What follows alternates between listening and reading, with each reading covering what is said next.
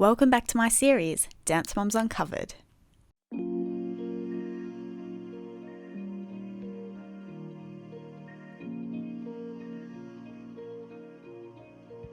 Earlier this year, I made a video looking at Abby's relationships with Kalani, Chloe, Jojo, Mackenzie, and Maddie. A lot of you wanted to know about the relationships between Abby and the other girls who spent a significant amount of time on her elite team. Just keep in mind that relationships are very complex, so I can only make conclusions based off the evidence and claims that the cast has made public knowledge. Because there's always more to these relationships than the producers cared to show. Feel free to share your thoughts on the following evidence. First, let's look at Abby and Brooke. Over the years, Abby and Brooke have had a very interesting and complex relationship. According to Brooke, she took her first dance class at the age of 2, but she quit soon afterwards because Abby scared her. She didn't restart dance classes until she was 3. Fun fact, I quit when I was 3 because... I took her when she was 2. And I quit because I was scared of my dance teacher. And then I came back a year later. A little while after she joined the ALDC, Brooke became one of Abby's favourite students because of her undeniable talents in dance and acrobatics. Abby said at a meet and greet that Brooke was a star and that she got more of Abby's time and attention than any other kid at the studio. Brooke even said that when she was a kid, she thought she would have a career as a professional dancer. However, she quickly realised that the dance industry was not where she wanted to be. Abby believes that the reason why Brooke didn't like to dance anymore was because she was so hyper-focused on dance when she was little that when she got older and began to lose, she lost interest in it altogether. You know, Brooke was a star. She got more of my time and attention than any other kid. I'd definitely say, growing up, I, always thought I was going to be a professional dancer. And then the show happened, and I kind of realized, that's not the industry I wanted to be in. As soon as life starts to change, and suddenly this cute little kid isn't the big winner, suddenly somebody else is. They can't handle it. They can't cope. And that's kind of what happened. And I also think when you push kids too hard and they do nothing but one thing, when they hit that 12, 13, 14, they want to do something else. Another reason why Brooke lost her passion for dance was because a lot of her friends from the ALDC began to leave the studio, but she couldn't because of her contract with the show. After the Highlands left the show, Abby took out her frustrations with Kelly on Brooke. She took down Brooke's music video for her song I Hurt on YouTube by copyright striking it.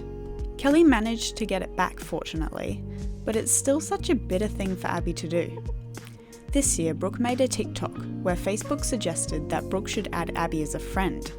She grimaced and pulled a face, confirming that she truly wants nothing to do with Abby. Next, let's explore Abby and Paige. Most of Abby's issues with Paige seem to stem from Abby's disapproval of her family. Abby has also claimed publicly that Kelly's family was always at the studio, because Kelly's father was always dating younger women and would always have young kids to bring to the dance studio. In regards to Paige, Abby said that she doesn't think she was ever a dancer and that she was never cut out for this. Kelly's dad and mom were divorced when they were young kids. And his dad always had a young girlfriend, always. So after they quit and they weren't dancing anymore, they were cheering and doing these other things, Kelly's dad was still here every week because he would bring their kids to the dance studio. And he ended up marrying the woman who was a flower girl in his own way. I don't think Paige was ever a dancer, ever. She's a beautiful little girl, a nice little girl, very kind, but was never cut out for this. There was no reason for Abby to publicly declare that she didn't think Paige was strong enough to be in the industry. Obviously, I can't neglect talking about the elephant in the room here, the lawsuit that Paige filed against Abby when she was 13. To briefly sum up this case, Paige sued Abby for assault in 2014. She and her lawyer claimed that Abby had caused Paige a great deal of psychological distress during her time on the show. According to them, Abby would insult Paige on almost a daily basis, insulting her appearance, her family, and shouting insults at her. They said that as a result, Paige suffered from anxiety and post-traumatic stress. And when Paige's performance at school dropped, the school counsellors concluded that Abby was bullying Paige. The main argument for this lawsuit, however, was that Abby threw a chair with Paige in the room, which caused Paige a lot of distress due to Abby's cruel and sometimes violent teaching tactics in the past. This case was dismissed by the judge, who watched Dance Moms footage to help them reach their verdict. The court didn't believe that there was sufficient evidence to convict Abby of assault. Even though this scene has clearly been edited a fair amount, I personally can still see how terrified Paige is in this scene. She was standing very close to Abby at the time, and you can see that her breathing becomes a lot more rapid after the chair was thrown. Despite their chaotic relationship, Abby revealed at a meet and greet that the stuff with Kelly really saddens her, because the Highland girls were like her own kids. Abby has known Paige nearly all her life, because Kelly brought Paige to the studio only a few days after she was born. The thing with Kelly really saddens me because those kids were like my own kids. But Paige was here like when she was born, probably the next day or something. Case number 3, Abby and Nia. Nia was the only original cast member who stayed at Abby's studio from season 1 to season 7. Even though Nia was very loyal to Abby, the pair still had a lot of highs and lows in their relationship. She says that her time at the ALDC and on Dance Moms taught her discipline, a strong work ethic, and how to take criticism professionally. She has admitted that Abby is a very tough teacher, but she says that she respects her and believes she is great at teaching technique and choreography. Even back in season 5, when Nia and Abby had a very strained relationship, Nia said that she and Abby were cool. And when she made a video saying goodbye to Dance Moms, Nia thanked all her dance teachers, which includes Abby. She's my dance teacher and I respect her, and I can't thank her enough for giving me the training that she did.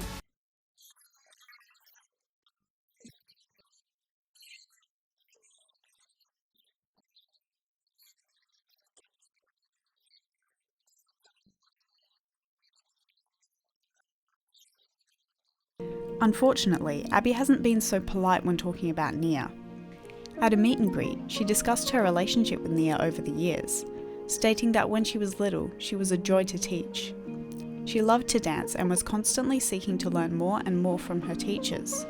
However, Abby then went on to claim that as Nia got older, she began to develop an attitude of superiority. In one of her Ask Abby episodes, Abby says Nia wants to be different, as though it's a bad thing. And Nia revealed earlier this year that as the only African American on the show, she had a lot of problems trying to get her hair to be similar to the other girls on the show. If you thought that it was terrible that Abby called her hair horrible, you're gonna need to sit down for this. Nia says that Abby once told her that her braids looked like worms. I wasn't able to do all the same hairstyles as the other girls on the show, and if I did, they didn't look exactly the same, and my hair actually got super damaged from the show as well. I had braids on the show once, and my dance teacher told me that I wasn't allowed to have them because they were distracting, they looked ugly, and they basically looked like worms, so I had to take them out. This is one of the most foul and harmful things you could say to a child who is already well aware that they're different from the other kids around them. In mid-2018, Nia proclaimed that she didn't leave on good terms with Abby, and hasn't spoken to her since the show. She claims that she and Holly tried to reach out to her when she was diagnosed with cancer, but received no response. Nia wished Abby a speedy recovery in light of her cancer diagnosis, saying that she would never wish sickness upon anyone. She repeatedly shared that she was sending Abby her thoughts and prayers during this time. Obviously, I would never wish her any sickness, or I want her to be healthy, I want her to be happy. I don't keep in contact with Abby. I mean, my mom and I have reached out just to make sure that she's good, but we don't keep really in contact with her. But we have a ton of friends who are still very close to her and let us know what's happening with her, making sure that she's all right. I wish the very best for her. I hope that she gets well soon. Most recently, Nia states that Abby was always hard on her, and that they couldn't show all of the stuff that Abby said to her. She says that she won't forget Abby, but some of the things she has said are hard to forget too. Even though they don't really talk anymore, she's thankful that she taught her to dance. 4. Abby and Kendall. Kendall and Abby have had a very strange relationship since season 7.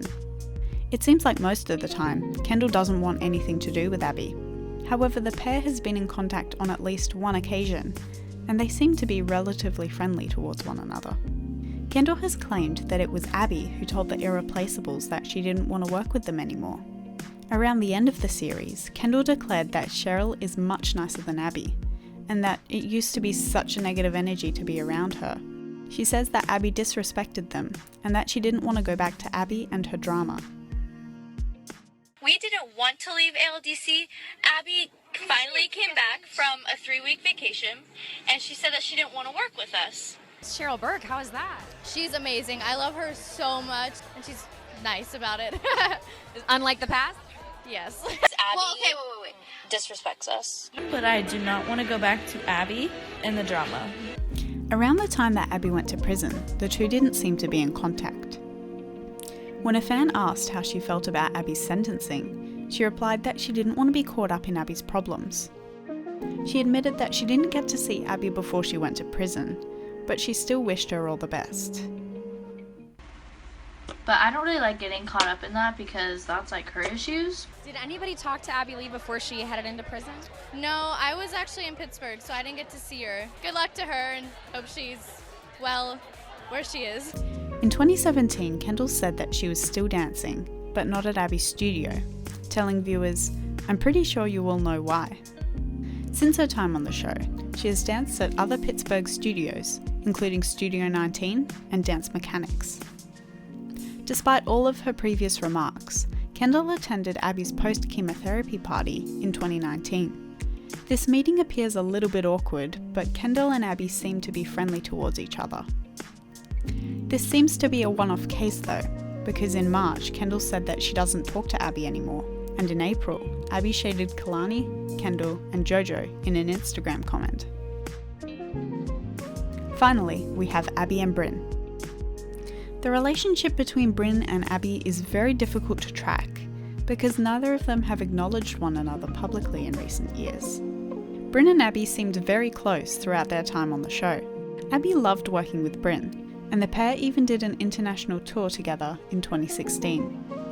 Bryn thanked Abby for all the opportunities she was given, calling Abby a positive person in her life, and Abby defended Bryn when she was called a brat by someone online. However, around the time the Irreplaceables left Abby, their close bond showed its first signs of breakage. Ashley tweeted that Abby called Bryn lazy, and that the only reason why she stayed on the ALDC team was because Bryn wanted to work with Gianna. This was confirmed by Bryn in an Instagram livestream from 2017. By the time Bryn and Ashley left the show, however, they seemed to have made amends with Abby. Ashley and Bryn stated that they left the show because they knew it wasn't going to be the same without Abby, and they confirmed that they don't hate Abby or Cameron. And we left because Abby left. Abby left. Yeah, it's gonna be different. No, we don't hate Abby. We love Abby. And we don't hate Cameron. When Abby went to jail and was diagnosed with cancer, Bryn was very supportive of her on social media. And in 2018, Abby and Bryn collaborated on a dancewear line called Bryn's Butterfly Bike Tards. Bizarrely, Abby has deleted a post wishing Bryn a happy birthday, and Bryn's posts wishing Abby luck through her difficult times have disappeared from her social media accounts too. By July of 2018, Bryn said that the only person that she's still in contact with from Dance Mums is Mackenzie. So what do you guys think? Does the state of any of these relationships surprise you? Let me know in the comments below. Thanks for watching, and I'll see you next time. Bye.